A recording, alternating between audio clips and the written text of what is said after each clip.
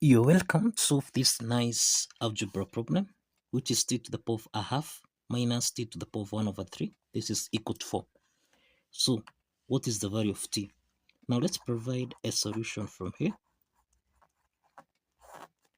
Now, we can let t to be equal to x to the power of 6. So, let's substitute t with x to the power of 6 so that we have x to the power of 6 raised to the power of a half. Then subtract x to the power of 6 raised to the power of 1 over 3. This is equal to 4. The next step is that x to the power of 6 raised to the power of half and x to the power of 6 raised to the power of 1 over 3. This is in the form of a to the power of n raised to the power of m, which we can express as a to the power of n times m. Applying this exponent property, then we have x to the power of 6 times a half, subtract x to the power of 6 multiplying by 1 over 3. This is equal to 4. Now, let's simplify here. We have 6 divided by 2. This is equal to 3. So we have x to the power of 3 minus x to the power of 6 divided by 3. This is equal to 2. So x to the power of 2. This is equal to 4. So this is x to the power of 3 minus x to the power of 2. This is equal to 4. We can express 4 as 8 subtract 4. So let's take 8 minus 4 on the left hand side so that we have x to the power of 3 minus x to the power of 2 minus 8 plus 4. This is equal to 0. Now, this is x to the power of 3 minus x to the power of 2 subtract 8. 8 is the same thing as 2 to the power of 3, then plus 4, which is 2 to the power of 2, and this is equal to 0. So in other words, we have x to the power of 3 minus 2 to the power of 3, then subtract x to the power of 2 plus 2 to the power of 2. This is equal to 0. Now, this is x to the power of 3 minus 2 to the power of 3. Then we have subtract. We can express this as x to the power of 2 minus 2 to the power of 2. This is equal to 0. So this means that we have got two parts here. The first part is the difference of two cubes expressed as a to the power of 3 minus b to the power of 3. The second part is the difference of two perfect squares. So a to the power of 3 minus b to the power of 3. This is the same thing as a subtract b. A to the power of 2 plus ab plus b to the power of 2. So this means that x to the power of 3 minus 2 to the power of 3. This is the same thing as x subtract 2. Into the parentheses, this is x to the power of 2 plus 2x plus 2 to the power of 2, which is 4. Let's call this as case 1. Then we have a to the power of 2, this minus b to the power of 2. This is the same thing as a plus b multiplied by a subtract b. Now, this is the difference of two perfect squares. So we have x to the power of 2 minus 2 to the power of 2. This can be expressed as x plus 2 multiplied by x minus 2. Now, let's call this as case 2. So let's combine case 1 and case 2 from here. So we have x minus 2,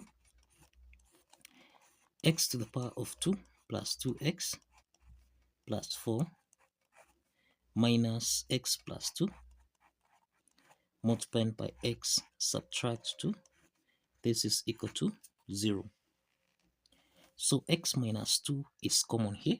So we can factor out x subtract 2. Into the parentheses, this is x to the power of 2 plus 2x plus 4.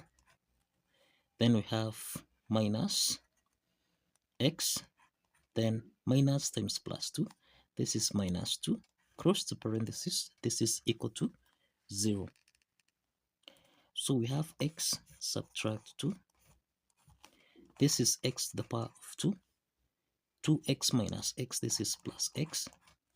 4 minus 2, this is plus 2, and this is equal to 0. Now, we have that x minus 2, this is equal to 0. Then we have x to the power of 2 plus x plus 2, this is equal to 0. So this is a quadratic equation. Now from the first part here, x is equal to 2. Now the quadratic equation here, we have that a is equal to 1, b is equal to 1, and c is equal to 2. So let's assess the nature of the root of this quadratic equation. That is by determining the discriminant value. Now if the discriminant value is less than 0, that means that we have complex solution from this quadratic equation. And if it's greater than 0, then this means we have real solution. So the discriminant value is b squared minus 4ac. So this is 1 to the power of 2 minus 4 times a, which is 1, then times 2, which is 2. So this is 1 minus 4 times 2, which is 8. And this means we have a value of minus 7. Minus 7 is less than 0. So what this means is that we have two complex solutions. We have two complex solutions, and therefore this quadratic equation here cannot give us a real solution. So there is no real solution that can be obtained from this quadratic equation. Therefore the quadratic equation here is rejected. The quadratic equation here is rejected. Now we have that x here is equal to 2. Now since we have x is equal to 2, and if you recall, we are saying that we let t to be equal to x to the power of 6. So this means that t is equal to 2 to the power of 6, and this is equal to 64. We have that the value of t is equal to 64. This is the value of t. So let's verify that this value of t here satisfies the equation. Now let's check. We have that t to the power of half minus t to the power of 1 over 3. This is supposed to give us a value of 4. So we have 64 raised to the power of a half minus 64 raised to the power of 1 over 3. This is supposed to give us a value of 4. So this is the same thing as a square root of 64 minus the cube root of 64. This should give us a value of 4. So we have that the square root of 64, this is 8, minus the cube root of 64, this is 4. This should give us a value of 4. 8 minus 4, this is 4, which is equal to 4. So we have that the left hand side is equal to the right hand side. And this proves that the value of t, which is equal